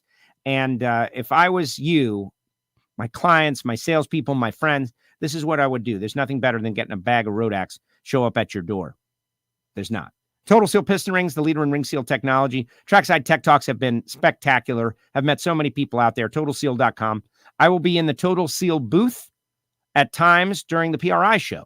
So if you're going to PRI, make a plan to come by and swing by and come into the Total Seal booth for a live edition of Hidden Horsepower on location. We're going to have some engine builders out there, rock stars coming by, Hidden Horsepower, PRI booth. But also, Frank Iaconio, newest episode of Hidden Horsepower. We got Gary Stinnett coming out soon, and all the stuff we did from the Engine Performance Expo. It's all an exercise in learning about ring seal and how vital and important it is. TotalSeal.com. Samtech.edu, the School of Automotive Machinists and Technology. We always say start your education at full speed. Samtech, the next generation of machinists and engine builders are all coming up through Samtech.edu. And then our friends at Frank Hawley's Drag Racing School. The Dragster Adventure is what I like to promote. The Dragster Adventure, where someone can drive a dragster. Another great gift. Yes, $399. You probably either really want to like the person or they're an important client of yours, but you send them on a day trip where they drive dragsters with Frank Hawley. You know, I watch TV shows all the time and they go on these special things. And, you know, spending a day with Frank Hawley at all is a big deal, let alone driving his dragsters and showing up with just the clothes on your back and walking away with a memory of a lifetime. What a great gift that would make. FrankHawley.com. If you'd like some free WFO radio stickers, you can go to the website, get this address, Castello Media /WFO stickers, P.O. Box 848-353, Pembroke Pines, Florida, 33084. But you got to do a self-addressed stamped envelope, right? You got to fill out the envelope to yourself and then stick it in another envelope, which is addressed to me. It ends up costing you about 4 stamps. And then I load it up and I don't have to do any of the busy work, most importantly. And of course, congratulations to Randy Lynn Ship on winning the Stock Eliminator Divisional Championship D3 Nitro Fish. Saw Randy Lynn out there at the SEMA show and was in the World Championship contention until late in the running. Nitro Fish. We're working on the next generation Nitro Fish WFO t-shirt as we speak. All right, let's see what everybody's got to say. I do want to comment a little more about the pro stock controversy. Like, I hate it. There's always a right way and a wrong way to do things, and there's always a right way and a wrong way to respond, right? And to think that Troy Coughlin Jr. is getting some really ugliness sent his way, that's upsetting. You know, like, it's drag racing, folks. Like, why does it ever have to get so ugly? It doesn't ever have to be ugly. Like, so people can do things you disagree with. You know, I think about things that have happened in the past, and it goes from 0 to 11 immediately. And it doesn't have to be like that. We always talk about ourselves as a family, like this racing family. And yeah, we are in a way. Like, we are all in the same places at the same time. We like the same things. And I really don't think that there's one person that if they were stuck on the side of the road, that people wouldn't stop and help them or even reach out. And, but there are two different things going on here. You know, you get down to the wire. How many dives are okay? Like 1, okay. 2, 3, 4, like who knows? And Reinhardt's right. Let's see how it plays out. And if your guy or girl doesn't win, you know, the way you handle yourself in that situation, that's important. You know, you shake hands and you acknowledge the reality and you accept the situation and you move on. You try again next time. And that's what you do. And, you know, there's not a lot of that going on in the world these days. And maybe that's part of it. But I'm interested to see. how it all happens. All right, let's see what people have to say. I'm going to work in reverse order here. Jim says it's just gamesmanship. people say about John Force all the time, mostly because it's John Force, but anybody that manipulates the outcome of a race, right? And there have been a lot of times over the course of this season that things have happened that have raised an eyebrow, but we really haven't made a big deal about it. You know, John had a very publicized one years ago, and whenever, you know, John gets accused of doing stuff at times, even when he's not doing it, like they're just constant accusations because that happened at one time in the past. But, you know, the oil pressure problem, who knows? There's all kinds of situations. Billy and Steve toe-to-toe, wherever that was, second round, Billy had a 120 reaction time. You know, who knows? You don't know.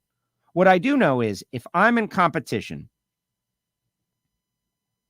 and my race team has got a chance to win not only a championship, but a 6-figure purse or whatever it is this year. I don't know because of COVID numbers, but typically it is. For me to cost myself that money in those funds, that's really tough to do that, to ask somebody to do that, to genuinely beat themselves. And I think what we're seeing is that people are not going to do that. They're not going to beat themselves because it's just so damaging. It costs so much money to race these cars. So maybe this is a time where the series has to come up with a creative solution. Like making it illegal is impossible. You can't police it. Making anything illegal that you can't police is a bad idea, like prohibition. Yeah, we're going to stop everybody in the world from drinking. Yeah, what we'll do is we'll hire a bunch of guys to go around and crawl through people's basements and see if they're making alcohol. Yeah, bad idea. We should have learned from that on 1,000 things, right? People are going to do it anyway. We just got sports gambling here in South Florida. You can gamble on your mobile device, by the way. Wow, it's great. Because people were doing it anyway. So to make something illegal that people are going to do no matter what, and there's no way to really know, and this guy and that guy, and how do you judge? But maybe there's something else that can be done. I don't know. To disincentivize. Max says, okay, what happens if Erica and Greg end up in the finals and Erica wins? Does she still get the championship? Well, right now, no. He's 32 points out of the lead. If she were to beat him in the final round, it all depends on qualifying points, depends on all of that.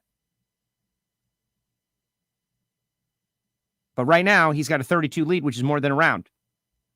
They got to close that gap up to less than 30. It's going to be so exciting.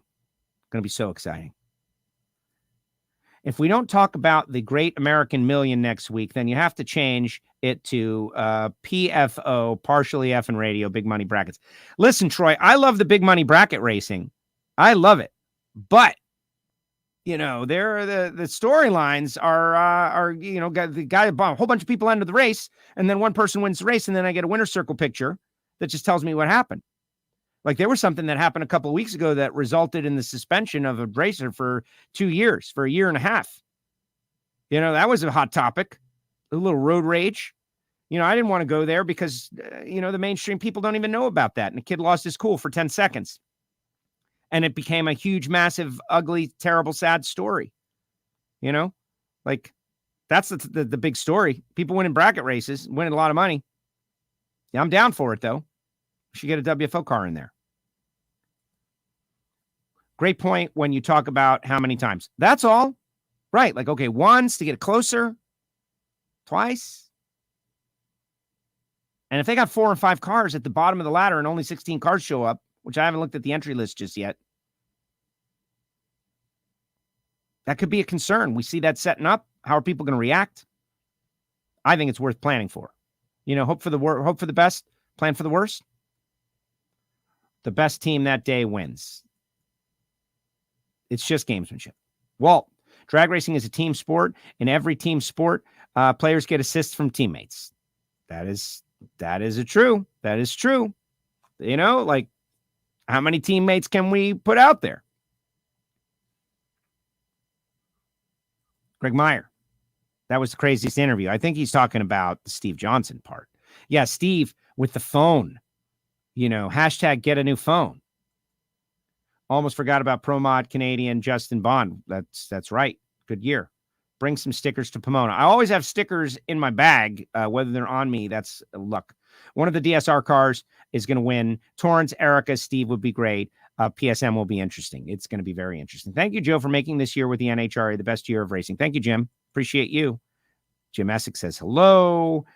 His dad taught him well. I think talking about Matt Smith, maybe. Everyone should have NHRA.tv. Will be a great wrap-up. Pomona, Greg Anderson, Alexis, Steve Torrance, and Angel. Those are the winners. Way to go, Scott. Good predictions. WFO wins the podcast championship by 10 points, 11. Thank you, Lonnie. Is there a podcast championship? I consider us all part of the same team promoting the sport, right? Like, what team are you on? Team promote the sport and keep everybody going. We got a lot of people out there. It's great to see so many. Will you be there this weekend? Yes, I will, Jay. I will be out there. I get out there Thursday. Funny car, Ron Capps. My parents want Cruise, says Blake. Pro Stock, Greg Anderson. Top Fuel, Steve Torrance. Pro Stock Motorcycle, Matt Smith. My parents want Steve. Way to go, Blake. Thank you for getting me up to speed. Choose your sides. Alan Reinhardt is so right. If you don't have NHRA.tv, that's fine. But if you don't get NHRA.tv for this weekend, I question your fandom. All right, I shouldn't be questioning people's fandom, but really, why would you not want to watch every car that goes down the racetrack and then also watch the Fox show?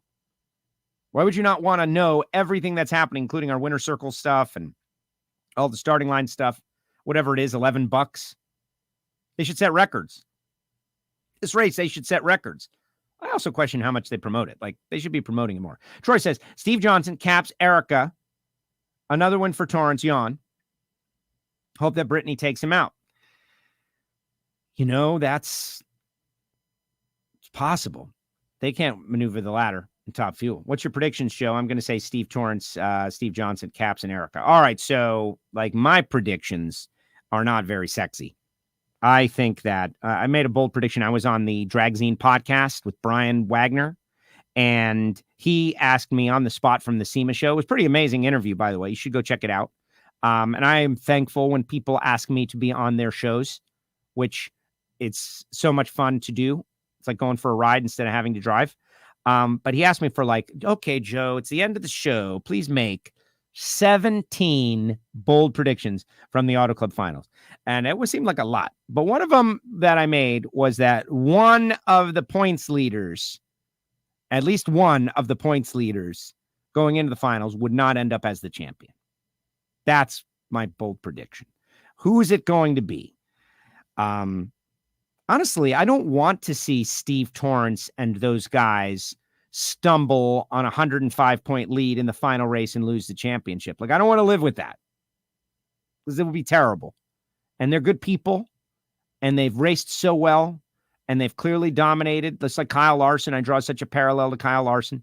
And when Martin Truex Jr. was leading the race, the final race in NASCAR, I worried, oh my gosh, if Martin Truex goes on and win, it's going to crap on the whole system because, is he deserving? Not against Kyle Larson, but at the same time, the way it is everybody knows the system when you go into it.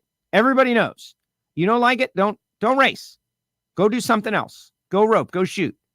You knew. Everybody knew. You qualify for the final race, and then it's winner take all. That's what it is. You qualify. The Super Bowl, you qualify for this big game, and then it's winner take all. And so had Martin Truex won the race, the winner take all race, and Kyle Larson had figured out, like Reinhart was just saying, go win the race. Go win the race. And if you don't win the race, then they'll talk about you. You'll be a subject, topic. Yeah, well, they didn't win when they should have. Like the Patriots, when they were perfect. And they went up against the Giants, and the Giants were a wild card team. And they went into the big super game, the Super Bowl. This is it, the biggest game. We're going to create this game, and these teams from over here and these teams are over there, and someone will qualify. You get to the game, and in that game, whoever wins is the champion, regardless of anything that happened in advance. That's what the playoffs are. So if Steve were to stumble and Brittany were to win, and Brittany would be the champ, and she would be the champ.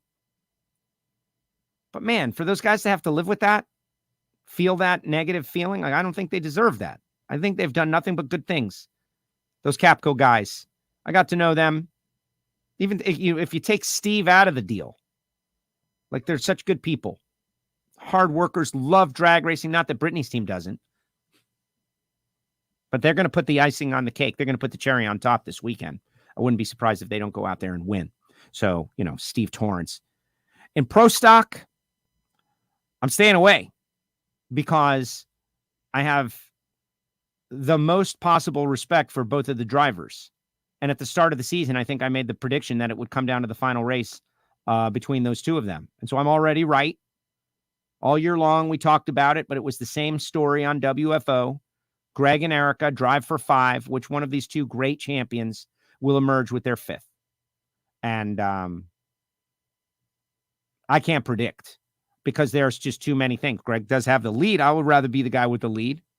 And Greg's got a quick and fast car. And, he lost by 1,000 to Troy Coughlin, but his driving has been better. I wouldn't want to go through it. The intensity of that, the pressure cooker. Erica probably has an advantage dealing with the pressure. And honestly, I don't think Greg has the luxury of having anyone dive to him. Maybe I'm wrong, but I don't think that HendrickCars.com sponsorship on the side would be okay with being associated with that kind of thing.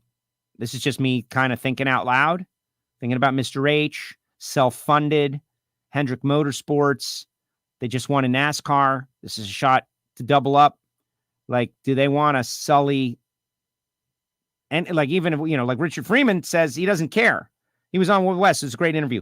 He doesn't care. I don't care what people think about me. I am here for me and my family and my team and the people that race with me and everybody else. I don't care about what you do or what you think. I'm going to go on the deer stand and do my own stuff. That's his perspective. Greg Anderson doesn't have that luxury. Greg Anderson is associated with Hendrick Motorsports and Summit. And that's going to put him, I think, at a bit of a disadvantage. And I can tell you, I don't think that, Kid Chaos is going to decide to take a dive when he's got a shot to win a race. And I know Dallas Glenn thinks he's still got a shot at the championship. So I don't know. I think Greg is at a disadvantage. But who knows? Like Reinhardt says, maybe nobody will run anybody. Nobody will get next to anybody. They'll all run different people. Maybe. And that's why we got to watch and we got to see. But, 32-point lead versus all that extra stuff. I don't know. We'll see. It's tough. Pro stock. This is why you're supposed to love pro stock, people. Good, bad, or otherwise. This is it. This is the fight and gouge in the trenches category. This is why people love pro stock. Funny car. That 58-point lead. Ron Capps and those guys. I don't, the winning first round last race in Vegas was a massive moment. Maybe it's not the final hairpin turn on this crazy course that is the championship. But if you give me the opportunity to have a 58-point lead, I'll take it. That's all. Hagen's going to be tough, obviously. And Cruiser is on tomorrow. We'll see what he says. Here's another one. Steve Johnson, Erica, Steve Torrance, Ron Capps. So that's very likely. Ron, Steve, Angel. That's the thing. And Pro Stock Motorcycle. Man, those Vance and Hines guys, they know how to win out there at the finals. And Matt Smith. And we just talked to Steve, and he's like, this is what I think about. We always say, the media, people who talk about sports for a living, there's a common cliche that is thrown out there, and it goes something like this. You got to lose one before you can win one. And what it is in reference to is that, it's just the same thing. You got to learn how to win. And Matt and Angel and Eddie and Andrew and everybody else, they all know how to win. They all have done it. They've lived it. They've felt it. And Steve is loving the experience, and I love to see him doing it. But he's going to have an extra tough task to fight through mentally, to fight through and do something that he's never done before against people who have done it before. All he's got to do is win the race. Just win the race, and he's the champ. Unless, something crazy happens in qualifying, like Matt Smith, gets 3 points every time and Steve gets no points. But how exciting is this, guys? How exciting is this? Caps on gel Torrance, says Jim. Yeah, and the Gianna deal, I have now read the article. It is, that's great news. But Mike Salinas, come on, this guy. Everyone talking about the team games needs to get over it. Every other motorsport does it. I don't know about that, but Formula One definitely does. Formula One, pull over. Okay. Teams are teams for a reason, all pulling in the same direction. No one will be talking about this stuff at my water cooler. Okay. Dallas for the upset. Pro Stock Dreams have cancer. How about that? Way to go. And that's Jeff. Hey, Justin Ashley, you see the photos I sent you on Facebook Messenger? Justin Ashley's out there? I don't see him. Maybe Mike is out there. Justin was great. He put a WFO sticker on his dragster in the booth at the SEMA show. I tweeted that out. He says it's going to give him good mojo out there at the finals. But, the mojo goes with the sticker, right? How much do you count off-track participation? Yeah, the whole Rookie of the Year battle. Right. What is your take on Rookie of the Year? It's very, very challenging. The Rookie of the Year battle. I think Dallas Glenn, listen, I think it's as simple as this. I think Dallas Glenn, by beating Erica with a 001 reaction time, and we tried to get Dallas. Dallas is traveling. It's unfortunate. We could not get Dallas for this show. But without Dallas Glenn beating Erica, Greg has a 2-point lead over Erica. Dallas Glenn may have saved the championship for his team, remains to be seen, and also got his 3rd win of the season against the 4-time champ and maybe the champion. So at this moment, I think Dallas Glenn has nosed ahead of Josh Hart in the Rookie of the Year championship balloting. 3 wins to 2 wins. But it's not over yet. What if Josh goes out there and wins the Auto Club Finals and it's tied 3-3? What if they both win? Josh wins the Auto Club Finals and Dallas wins and is ahead 4-3. Like, any of these things are possible. So submitting a vote right now is a little unfair. I think you got to wait. My opinion. All right, final. I have Mojo on the back of my car. Jezebel, what does Joe think about the countdown? I'm for the countdown. Billy Torrance really had me turned around, and I get it. And I would like tweaks. I would like tweaks to the countdown. That's what I would do. I would tweak the countdown. I think NASCAR has adjusted their countdown and their playoffs. NASCAR has adjusted because they realize I would like to see wins be more important. I would like to see a regular season champion earn something of value, namely money. But Steve had 8 going into the countdown. So he should have 8 times someone who has 0, whatever it is. I would like to see wins be more important. And I think we can do that. What you get, you give something and you get something, right? You give something and you get something. Everyone has to be at their best. You're asking people to rise to the occasion at the right time. And NASCAR's had this Final Four kind of thing going for however many years. And we talk about this on the Ignition Show. Everybody should go listen. The champion has won the race every year. It's almost bizarre. It's almost against the math. Like, how is it possible with all those other high quality teams out there that the champion wins the race? Like the race winner goes out there and gets it done every year. And it's because that's how good they are. That's what they do. The champions rise to the occasion. That's what makes them champions.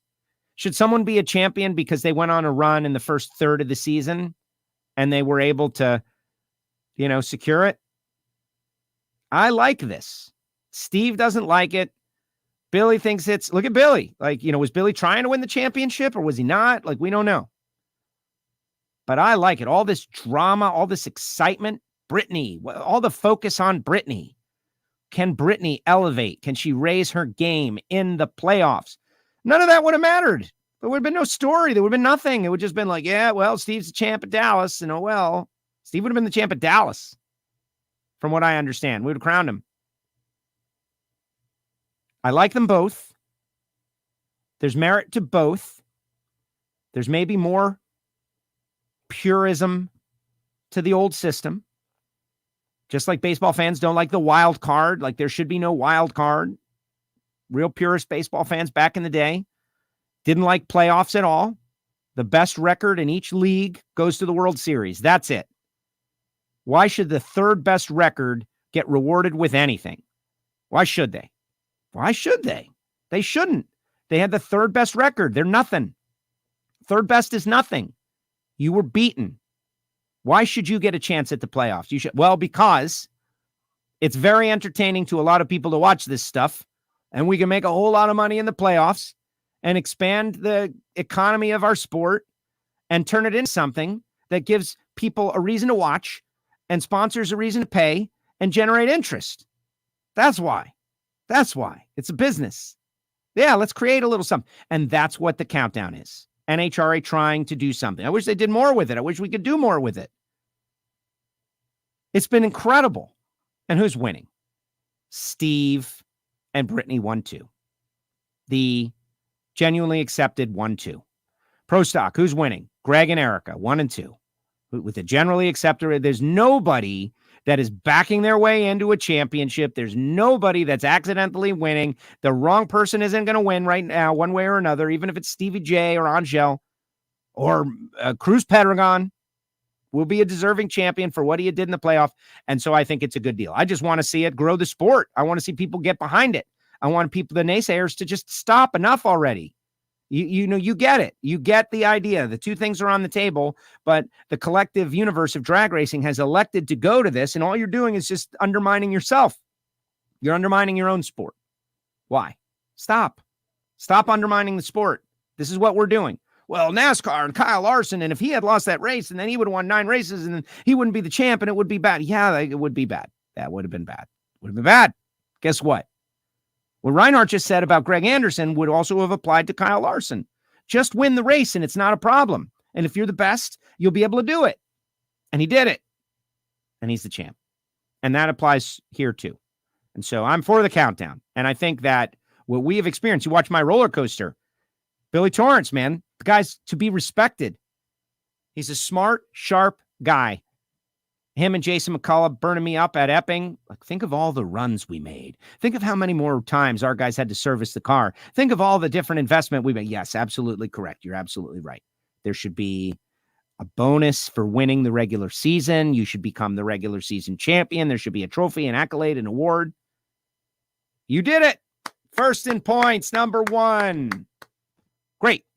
But now you qualify for something different. That's over. That regular thing. You won that. Good job. You're first. You won 8 races. You get 8 units of points. Is it 20 points per win? Is it 10 points per win? Is it 15 points per win? I don't know. But now you're in something new. And you qualified, and so did these other people. And anybody can win. You got to do it again. That's what we do in the good old US of A. You know, maybe we want to do it the soccer way. People can be relegated. Like the top fuel teams that don't do well, they got to go down to alcohol dragster. Yeah, you guys kind of stunk up the show a little bit. So you're going to be relegated down to top alcohol dragster. But Jackie Frick and Rachel Meyer, you guys are elevated. You guys get to run in top fuel. Do you want to go soccer route? Let's do it. No. So there you go. And what's this guy say? Agreed. Thank you. Always been, I've always been our own worst man. It's our fan base. Yeah, there's a lot of them out there that are really generally negative people. No, you know what the problem is with drag racing? And I'll say this, and it'll be my final thought before Cruz Pedregon tomorrow. Final thought. The thing about drag racing is that everybody thinks that they can do it because they can. That's the greatest benefit of drag racing. Like if I want to go find someone that's well-heeled with some money that wants to spend it on me, I can go race Top Fuel. Joe Castello can go race Top Fuel. Find somebody willing to spend the money. I could buy the equipment and I could be out there. And that's good and that's bad because you don't deify these people. How many people have you talked to in your life that said, oh yeah, I used to do that. I used to do it. Oh man, if I was still doing it, I'm the guy, I could do it. I'm better than those guys. Everybody thinks that they could be doing it, man. Everybody thinks they could be Matt Smith. Every bracket racing motorcycle guy that I know thinks he could probably be Matt Smith if, things had gone the right way. Whereas nobody I know thinks they could be Tom Brady. There's not one person that I've ever encountered in my entire life thinks that, you know what, man, I could have been Dan Marino. I could have been Joe Montana. Derek Jeter. I could be that person. Nobody thinks that. Nobody. But in drag racing, people think that they could do it, that they did it. They did it. I'm a bracket racer. I want a track championship. There's probably no reason I can't go out there and beat Dallas Glenn. If KV gave me the opportunity, I could probably go 001 in the final round against one of the greatest of all time to save a championship season, maybe. Yeah. And so those are the people that are constantly undermining. Man, if I was out there, that's what I think. It's the everyman motorsport. Everyone can do it. Everyone can do it, but they don't. All right, I got to get out of here. Look at how much time I'm spending with the WFO universe here. Put Joe Castello in a junior dragster, LOL. Yeah, those kids, they would be in big trouble. All you junior dragster kids, I would wear you out. They didn't have junior dragsters when I was a kid. And yes, somebody did notice that I was bragging about my 3, not 1, not 2, but 3 bracket racing track championships over the years. Now, there are various caveats, but I got them. 1995 Super Pro, Moroso Motorsports Park. That's the one that matters. All the others, they're, I don't want to minimize them, but that was the real deal. Blake. See you later, Blake. Come with questions for the cruiser. Steve, that was me. Yeah, man, I'm going to beat my own drum a little bit, right? People think I just sit behind the microphone. People that say that probably never won anything. Talk is cheap. Hey, speaking of talk, Joe versus Pro. Me versus Flying Ryan in Tampa. It's back on. It is back on. It will be happening between Christmas and New Year's. Okay? I'm going to Tampa, and me and Flying Ryan are going to race. And he's got some other thing going, too, where, people are invited to participate in, a 32-car shootout, and $100 to enter, and winner take all. And there's a bunch of stuff we're going to be talking about it on WFO. But Joe versus Pro is back. We're going to get it in, just like we promised. And that's why you should hopefully subscribe to the show. There's a lot of shows out there and a lot of great people doing a lot of great things, and I encourage you to listen to all of their programming, all of it, to get different perspectives. But hopefully you will include this one in your regular hits, especially the Ignition Show, which is audio only on the podcast. We, Apple Podcasts, SoundCloud, Spotify. Share the show. Appreciate all you guys. We'll see you tomorrow with Cruz Paragon.